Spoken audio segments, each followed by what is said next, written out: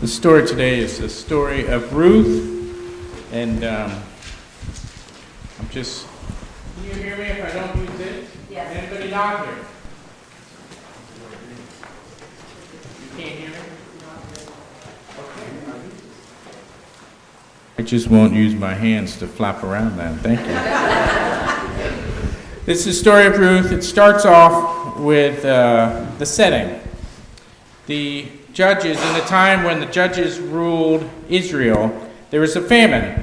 And a man by the name of Elimelech, who lived in Bethlehem of Judah, decided to take his family and move to a foreign country where there wasn't a famine going on. His wife's name was Naomi, and he had two sons by the name of Mahlon and Chilion. And as they went to this other land and they got settled there, and Elimelech died. And so as they continued to live there, they stayed there because there was food there. Naomi married off her two sons to two Moabite women by the name of Orpah and Ruth. And they lived there for about 10 years. And then tragedy struck their family, and both of the sons died. And so Naomi decided to go home. She said, the famine is over. I've got nothing to live for here. My husband has died. My children have died. I am bitter because life has dealt me bad things. And so I'm going to go home. And the two daughters-in-law said, well, we'll go with you. And they started out and they were following Ruth. And finally Ruth turned around and said, don't follow me. Go back to your own mom. I don't want you around. You know, all your people are here. Your God is here. Your religion is here. You go back. And they said, oh, no, we really want to go. And she said, no, really, go back. And so Orpah went back. But Ruth clung to her. And in some of the most famous words in Scripture that I've got to read, because they're so beautiful, it says, do not press me to go with you. I will follow you. Where you go, I will go. Where you lodge, I will lodge. Your people shall be my people. Your God, my God. Where you die, I will die. There I will be buried. May the Lord do this and so to me, and more as well, if even death parts me from you. And so Ruth essentially said, okay, fine, follow me. So there wasn't a great speech back, which is sort of funny. I guess she was blown away by the sentiment of Ruth. And so these two women went back and traveled back to Bethlehem and Judah. And they got there, and everyone said, oh, this is Naomi. Naomi's return. How fantastic. And it's good to have you back. She said, oh, don't call me Naomi. My life is bitter. Call me Mara, because it's so bad. I went away full, and I came back empty. Empty. And so she came back, and they started living there together. And they started talking about how they were going to survive. And so Naomi said, well, you know, I have a rich relative. His name is Boaz. He was actually my husband's uncle. And so you should go and winnow at his field, because he's rich. And he'll notice you for sure. And so she went and gleaned. And gleaning was you walked behind the wagons, and as people, cut the barley down, they would throw it up on the wagons, and anything that fell, by law, they were supposed to let it stay down. You couldn't pick it up. If you dropped a whole bundle, it was supposed to stay down so that the poor could eat. And so the poor went behind the wagon and they gleaned. They picked up anything they could. And so Ruth did this. And so she was doing this. And lo and behold, Boaz was there that day, which was fascinating, because the boss man doesn't always go back and slum with everyone. But he was there that day. And he looked at everyone and he said, who's the woman? And the manager said, oh, well, that's Ruth. She's the Moabite who came with Naomi. And he said, oh, well, I've heard that she's been very good to Naomi. And so he called her over and he said, well, you stay in my fields. And I'm going to tell the guys not to mess with you. Okay, we all know what that means. But I'm going to tell the guys not to mess with you.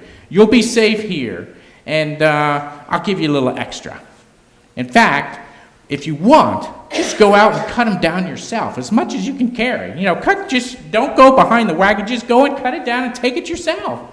And so she did, and she came back with more than Naomi thought. And so Naomi said, well, what happened? And she told her, and she said, oh, well, he's a good guy. You need to stick with him, because do what he says. And so she did that all through the season. And at the end of the season, they were getting ready to harvest. They had already harvested, but when you separate the grain out, what is it? Thresh. So yes, that's the key word. So they went to thresh the barley. And it's a big celebration because it's celebrating the entire harvest. And it was a good harvest. And Naomi said to Ruth, well, when they've been threshing, and after they've had their celebratory meal, and they've had their drinks, and they go to bed, observe where Boaz goes to bed. And then go to his place and uncover his blankets and sort of lie with him. And so she said, okay. And so she did. And he, I guess, was a little tipsy, because it said he woke up in the middle of the night and said, oh, there's this beautiful young woman lying right next to me. What do you know? And Naomi said, do whatever he says. And so he said, who are you? And she dressed up and looked good and anointed herself. And she said, well, I'm Ruth. I'm the person who came back with Naomi. He said, oh, I've heard all about you. You're very good. And not only that, but you're very good to come and talk to me, because you're young and beautiful, and you could have easily gone to some younger man, right? But she came to him, and he liked that.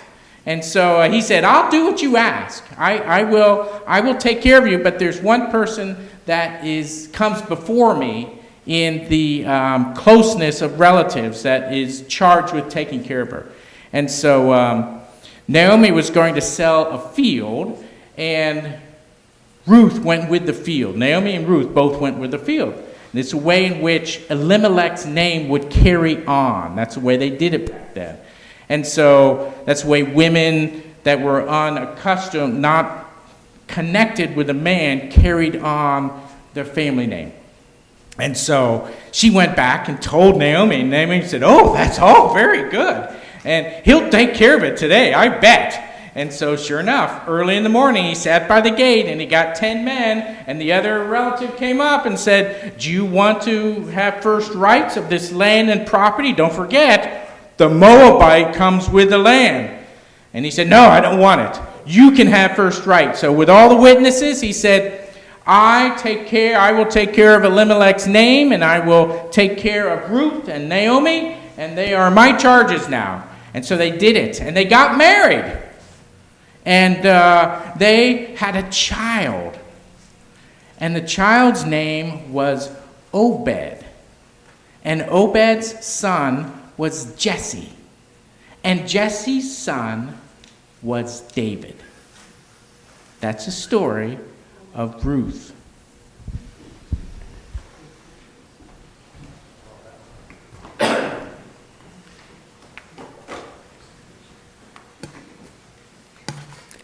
A reading from the book of Nehemiah. So they read from the book, from the law of God, with interpretation. They gave the sense so that the people understood the reading.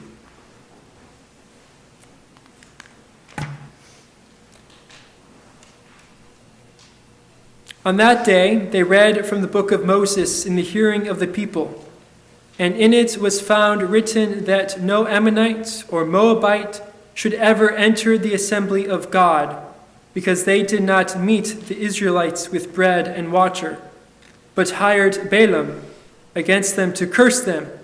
Yet our God turned the curse into a blessing. When the people heard the law, they separated from Israel all those of foreign descent. In those days, I also saw Jews who had married women of Ashdod, Ammon, and Moab, And half of their children spoke the language of Ashdod, and they could not speak the language of Judah, but spoke the language of various people. And I contended with them, and cursed them, and beat some of them, and pulled out their hair. And I made them take an oath in the name of God, saying, You shall not give your daughters to their sons, or take their daughters for your sons, or for yourselves. Did not King Solomon of Israel sin on account of such women? Among the many nations there is no king like him, and he was beloved by his God, and God made him king over all Israel. Nevertheless, foreign women made him to sin. Shall we then to listen to you and do all this great evil and act treacherously against our God by marrying foreign women?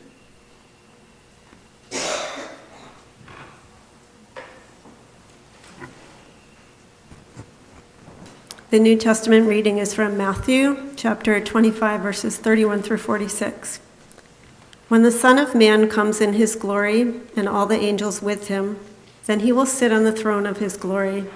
All the nations will be gathered before him, and he will separate people from one another as a shepherd separates the sheep from the goats. And he will put the sheep at his right hand and the goats at the left. Then the king will say to those at his right hand, Come, you that are blessed by my Father, inherit the kingdom prepared for you from the foundation of the world. For I was hungry, and you gave me food. I was thirsty, and you gave me something to drink. I was a stranger, and you welcomed me. I was naked, and you gave me clothing. I was sick, and you took care of me. I was in prison, and you visited me. Then the righteous will answer him, Lord, when was it that we saw you hungry and gave you food, or thirsty and gave you something to drink? And when was it that we saw you a stranger and welcomed you, or naked and gave you clothing? And when was it that we saw you sick or in prison and visited you? And the king will answer them, Truly I tell you, just as you did it to one of the least of these who are members of my family, you did it to me. Then he will say to those at his left hand, You that are accursed, depart from me into the eternal fire prepared for the devil and his angels. For I was hungry, and you gave me no food. I was thirsty, and you gave me nothing to drink. I was a stranger, and you did not welcome me. Naked, and you did not give me clothing. Sick and in prison, and you did not visit me. Then they also will answer, Lord, when was it that we saw you hungry or thirsty, or a stranger, or naked, or sick, or in prison, and did not take care of you? Then he will answer them, Truly I tell you, just as you did not do it to one of the least of these, you did not do it to me. And these will go away into eternal punishment, but the righteous into eternal life. One of the key times in Israel's history are the captivities. There were two captivities, the Assyrian captivity and the Babylonian captivity. The Assyrian captivity, when the Assyrian Empire came and destroyed Israel and sent their leaders to their own land, happened around the 700s BCE. And they deported the northern kingdom of Israel. Israel was divided between a northern kingdom and a southern kingdom. In the northern kingdom, there was a region called Samaria. And so the people that came from that region were known as Samaritans. And the second captivity is when the Babylonian Empire deported folks from the southern kingdom into Babylon. And they deported their leaders, the royalty, and the priests. Essentially, each time they did that, they wanted to get all the people that could organize society against them for revolt out of the country. And so that was their strategy that they did. Now, most of the people, statistics or scholars think 50 to 90% of the people stayed on the land, and they lived and they married and they intermarried and they tilled the land. Now, the Persians were the great free thinkers of the day, and when they defeated the Babylonians, they as a philosophy, believed that people should be able to worship the way they wanted to. And so they set the exiles free to go home, the Jewish exiles free in Babylon, to the southern kingdom, which incorporated Bethlehem and Judah. And so you had those people, the royalty, the political families, the rich landowners of the people who owned the land in Israel, and the religious leaders, the prophets and the priests, back. And so those people came back, a minority of the folks, and they left off right where they started from. Because in Israel, you own the land, families own the land. And so when they came back, that land was then theirs again, right? And so they came back and took charge, and they established all the structures of society that you would think that they would do. The organization of society, the rule of law. Now, Ezra and Nehemiah were prophets and political leaders who brought groups back from Babylon when the Persians freed them back to Judah, back to the southern kingdom. And when they came back, they were absolutely appalled by what they had found. They found that the jots and tittles of the law and the rituals in the temple, once they were gone, were not being fulfilled. The people were not living into them. And they found, even worse, that the people who stayed behind were intermarrying with folks from other nations, because when the Babylonians took all the leaders off, they would send some Babylonians into their country, or another group of people into their country. And so they were appalled by that. And so they found out that they worked with their neighbors to survive, and they even paid tribute to Babylon, and they lived in peace. And they didn't rebuild the walls of the temple to keep people away. Now Ezra and Nehemiah, they were outraged at this, and all the leaders that came back, and so they rebuilt the temple, they rebuilt the walls, even though the people really didn't want the walls to be rebuilt. And they reestablished the temple tax. And as a minister, I love that. You know, they established again the taxing of the people so that the treasury of the temple would then be built up. And so then you could have a professional religious class of people that would sing and preach and minister to law to the people that were there. And so they established rules on mixed marriages and children born to them, because they thought that the mixed marriages wasn't good for the people.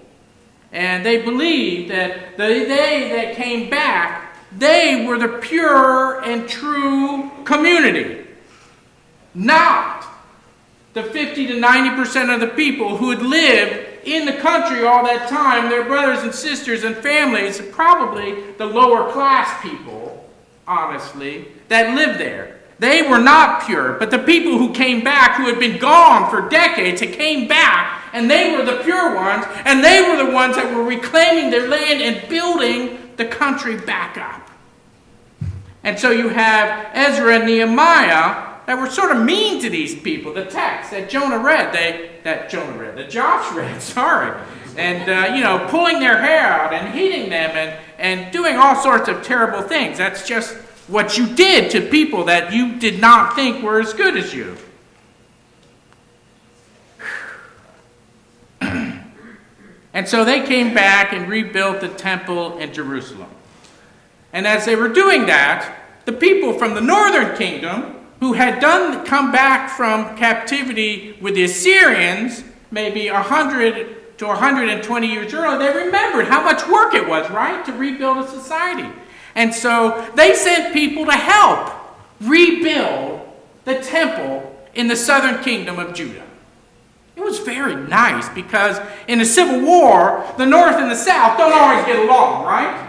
I'm from the South, so I know that. That's all I'll say. And so they sent these people down from the northern kingdom, and they were the Samaritans. And the Samaritans were the Jews that during the Assyrian captivity, they intermarried also. And those were the Jews that worshiped not in Jerusalem, but in their sacred place in Mount Gerizim. Okay, so they worshiped there. They didn't think Jerusalem was the place to worship, but they were going to help them anyway. And you'll never guess what happened. Anybody want to guess? They wouldn't let them. They wouldn't let them. That's right. The people in the southern kingdom said, well, you've been intermarrying. You don't believe exactly the way we believe. And so you are impure. If you helped us build the temple, we'd have to tear it down and rebuild it because it would be disgusting. Right? And so they sent them home. Whew, what a great story. Now, the Persians who let them go, who were the progressives, within a year, by the southern kingdom, they were seen as the enemies. And the people who lived there, the majority of the people who used to be Jews in the southern kingdom, they were seen as beneath the folks that came home. And the Samaritans of the northern kingdom, they were seen as impure and unclean. And Nebuchadnezzar from the Assyrian Empire, you'll never guess what he did. He knew they were rebuilding the temple. He had lost a battle. They were no longer the power. So you know what he did? He returned the temple vessels to the southern kingdom. How nice, Nebuchadnezzar. Who would have thought that the old king from Assyria would have done that? And so they had all of this goodwill and opportunity, but it was seen with suspicion and recoiled from. Now, I say this because there's a biblical battle going on. And this story and this time period just highlights it so beautiful. Ezra and Nehemiah and plenty of others see God's blessings and relationship as being just for them. They were the special ones. They were the ones singled out. They were the pure and worthy ones. They were the apple of God's eyes. And everyone else, they disagreed with theologically. The people that God's love and blessings, they thought that God's love and blessings for all, they disagreed with that. And so there's another group of people represented by Ruth. And Ruth is just the opposite story. It was written at the exact same time as Ezra and Nehemiah. And guess why it was written? Because there are people that disagreed with Ezra and Nehemiah and said, you're being too harsh. That's not what the law says. That's not what God means. And so you had another group of people that disagreed theologically, that think God's love and blessing was for all people, that God's message was for all nations, and that intermarrying didn't drive you away from God, but not behaving justly towards your neighbor, that was what was more important. And that your faith isn't grounded in your family, but in your behavior and how you treat people. Now, these two streams and cultures battle in the Old Testament. It's a political battle, a philosophical battle, and it's found in the readings today. Ruth was the great-grandmother of the greatest king of Israel, King David. And the text in Ezra and Nehemiah would not have allowed her to come back into the country because she was a foreigner and an enemy and an interloper. Ruth, who was loyal, who sacrificed her family and her nation and her religion for Naomi, who sacrificed her own happiness to ensure the survival of Elimelech's name, who lived a life that everyone in the village saw as worthy and true and good, and who was the great-great-grandmother or the great-grandmother of David. And so these battles are embedded in our scripture. And both sides embed them in the law and in the prophetic text. They battle back and forth. So you have one that go in and it says the text, and they came in and they killed every man, woman, and child and animal. And we cringe at that now. But that's the philosophy that I'm on the right side and I do anything I want because God blesses me. And then you have texts like the holy mountain where all the nations come and gather and they all live in peace and justice together. right? You have both of these that come through the Scripture. So, how do we decide which to choose? There are churches today, and politicians today, and people today who choose one side or the other, right? We all know that. I don't have to mention any names. We all know that, right? But what do we think? Now, I'm going to play my hand a little bit because I'm a Jesus guy. And so I included the Matthew 25 text because it's unclear in the Old Testament. It is not unclear in the New Testament. It is not unclear in the New Testament at all. And I'm a Jesus guy, and I go back to Jesus. And we read this text in Matthew 25 where Jesus is actually in the lives of the poor and the oppressed people all over the place. And one of Jesus' favorite parables is the parable of the Good Samaritan. Those people from the northern kingdom who came down to help the southern kingdom, Jesus would have said, "Great, guys, thanks. That's so nice." Where Ezra and Nehemiah said, "Get the hell out of here. You're not worthy enough." Jesus is our teacher. Jesus is our leader. The New Testament is so clear on the side of the poor and the oppressed. Clearly on the side of the immigrant. Those people who are avoiding a drought or danger or poverty, coming to another country for safety and freedom. Jesus welcomes those people just as he was a baby and nobody in Egypt. Just like Ruth was a nobody when she went to Moab. Jesus answers this question on God's behalf and calls people out over the centuries that have corrupted God's message to suit their own purposes. We need to be compassionate and work for justice with our immigrants. Not free them all, but to have a policy that's kind and fair and truthful. Now I don't have time to read it. So I'm going to end with that. Any questions? No, it's a long article and I don't have time, but thank you, I will. It's an article, I'll tell you the article. It's called an article called Reclaiming Jesus. It was printed by about 20 to 30 religious leaders earlier this year about ways in which they see Jesus and acting within this country and what we need to do in order to follow Jesus. And so I can make copies of this available, but one of the things is to take care of the poor and the oppressed and the immigrant and all of that, because it's so embedded in his message. But there are others, but there's really not time. But he says this article, one of the key things this article states is that our loyalty is to God and Jesus first, and to nations second. And if you believe that, and if you follow Jesus, then that needs to influence how you think.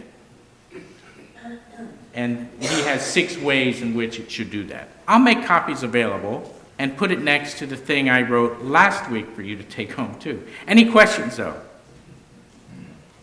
Yes? Soft copy? I do have a soft copy right here. It's all highlighted with what I was going to read, but that's 4 minutes. This is a hard copy. Oh, okay. Yeah. I can do that. I'll have somebody do it. I'll do it. I'll scan it and put it on the website. How's that? I can actually do that. I'm only kidding. Okay, I will put that on there, and if not, let us have the ushers. Oh, one of the things I loved about the stories, and I didn't have time to preach it, is Ezra and Nehemiah go back to Balak and Balaam, because they were mean to the Israelites when they were coming in to the promised land. Now, that's a whole different sermon that I'm not going to preach today. But does anybody want to know how many years before that was that he remembered that? 700 years! Right? So you're talking about 600 BC. That's a long time to blame an entire people for not having bread and water, right? Some of us have relationships we should probably make right also. Don't wait 700 years. Just make it right. Do what you can and start peace to your mind.